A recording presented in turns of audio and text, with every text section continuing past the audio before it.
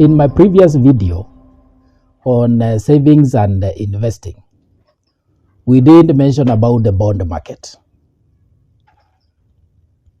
Why did we talk about the bond market? It was necessitated by the fact that we agreed for beginners, it is a question of risk or the fear of losing their money, perhaps.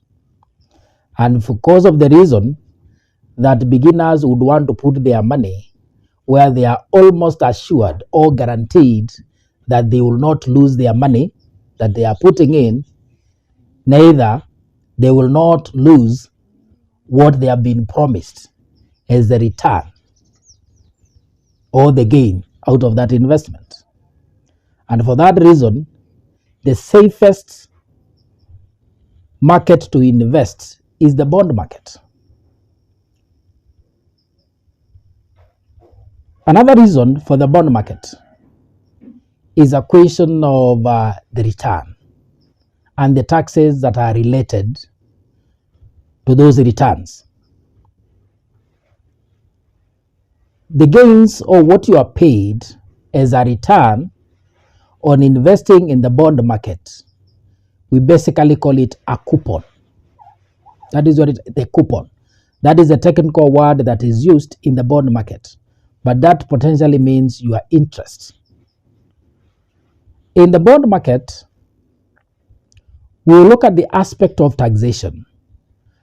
What is the share that the government demands as a percentage of the gain that you take or make from that investment?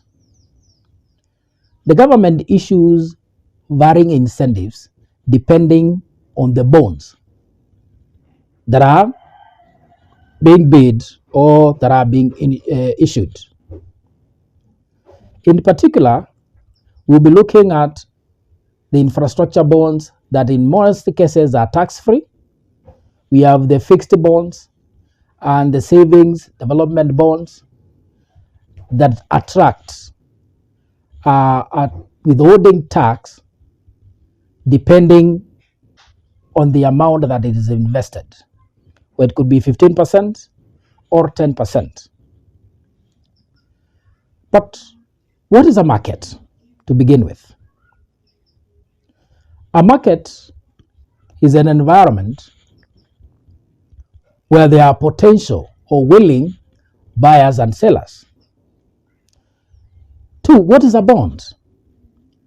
A bond is a paper or an instrument that is used by one party, the borrower, to obtain funds or borrow from another party, the lender.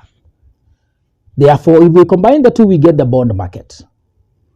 It's an environment whereby the instrument bond is used by the sellers, who could be the government or a corporate institution, that is a company, that intends to borrow from willing lenders, and therefore that forms the bond market. How do we classify the bond market? The bond market is mainly divided into two. We have a primary market and a secondary market. The primary market is where we have the original issuers and lenders. That is the floaters. A perfect example of a primary market is an IPO, initial public offering, and as an example of shares by a company.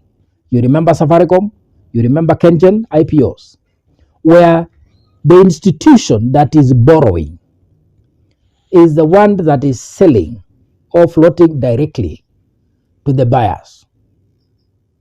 That is a market where we have an opportunity to borrow or to lend, to invest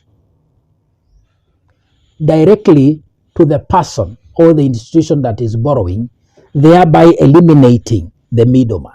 You have an opportunity to invest directly to the company that is borrowing or to the government without using a broker or any other form of a middleman person. Thereby, you are eliminating the charges, the ledger fees, management fees, and other fees that are levied by the middle person. Therefore, you are maximizing on your return from that investment. Remember that his opportunity is not available in the secondary bond market. That was the primary bond market. The secondary bond market is the stock exchange. It's whereby that one requires the broker. That one requires the middleman. So those are the two classifications, the primary classification of the bond market, the primary and the secondary market. Another classification can relate to the type of bond,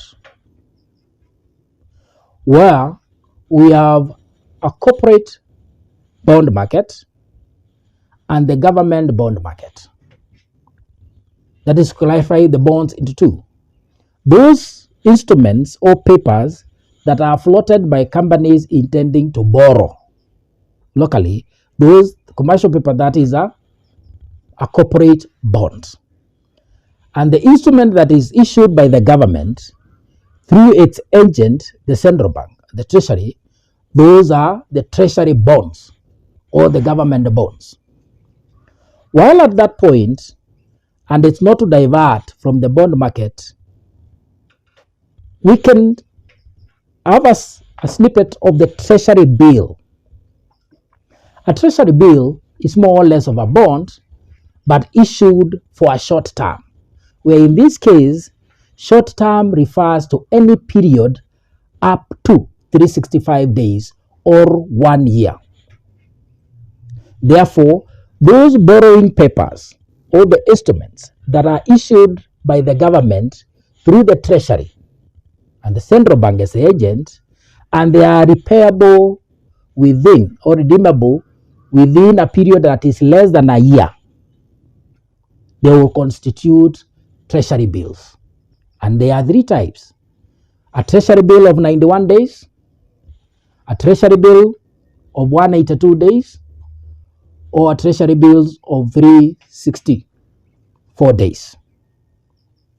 But any instrument that the government uses to borrow from the public and is floated for a period or a maturity period that is longer than 1 year, that is a bond. So treasury bills and bonds are similar. It's only that the instrument, if it's going to mature within a period of less than a year, that is a bill, a treasury bill. If it matures for a period that is longer than a year, that now becomes a bond. The corporate bonds is a market that has dwindled down. It's a market that is almost finished, and I would not want to go in deep into it because it's risky.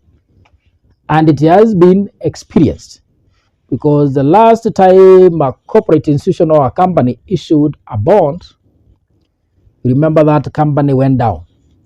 But we have several companies that issued their bonds and they successfully redeemed them. So we narrow down to the treasury bonds.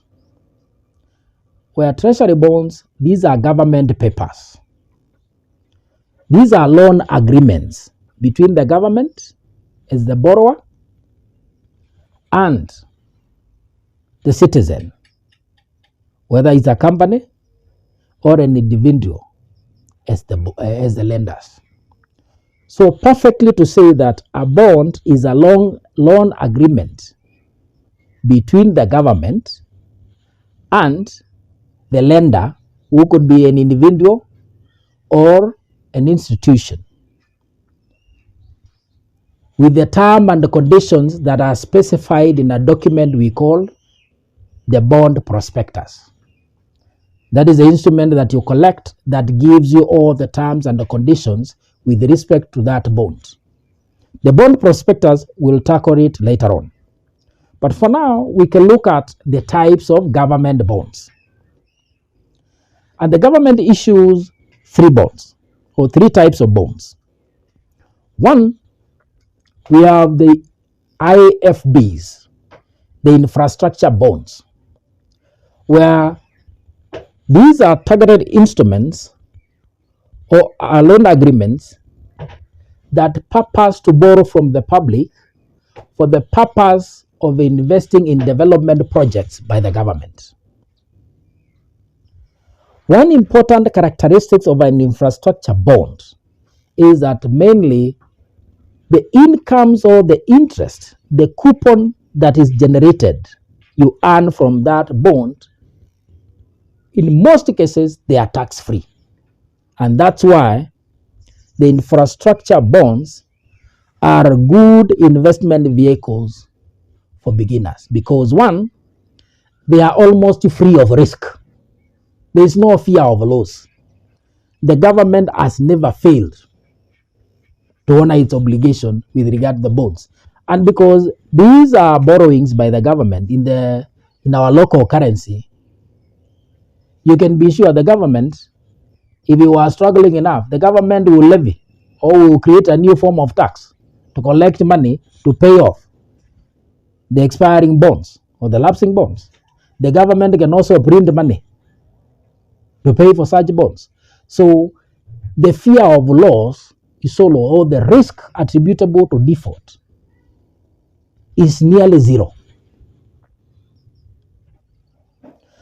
We have the second type of bond, and that is a fixed coupon or fixed interest bond. And the third one is a savings development bond. But those two bonds have one thing in common. The income, the coupon or the interest that you generate from such bonds are taxed. They are not free of tax. Those ones are taxed. And the rate of withholding tax that is levied on those two bonds depends on the amount that you have invested. If the amount that you have put in that investment is less than 20 million, you are taxed, the withholding tax levied on that interest is 15%. And if it's more, it is reduced to 10%. For that reason, that reminds me of the poverty tax. The extra rate of tax that you pay, the extra basis points that you pay because you could not invest the target amount to attract the lower withholding tax rate. So remember, those are the three types of treasury bonds. We have the infrastructure bond, we have the fixed coupon bond, and we have the savings development bond. This being a packet, who are the parties involved? We have number one, in the bond market, we have number one, the issuer, who is the borrower or the seller of that instrument. Then the other party would be the buyer or the lender. And in this case, that could be an individual, could be a company,